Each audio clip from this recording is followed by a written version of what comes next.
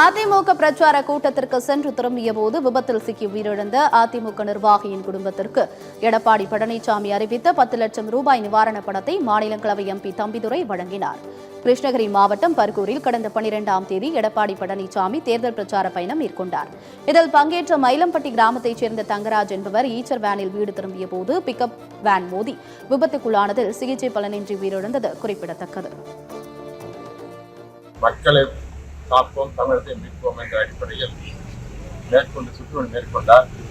அது குறிப்பாக தருமபுரி சட்டமன்ற பகுதிக்கு 12ஆம் தேதி வருகை புரிந்தார்.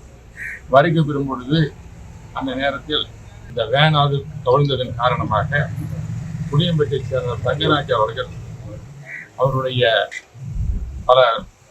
பல நாட்கள் வைத்து அவருக்கு சிகிச்சை சிறந்த முறையில் தந்தாலும் தலையில் அடிப்பட்டதன் காரணமாக அவருக்கு அவரநிலை ஏற்பட்டிருக்கிறது.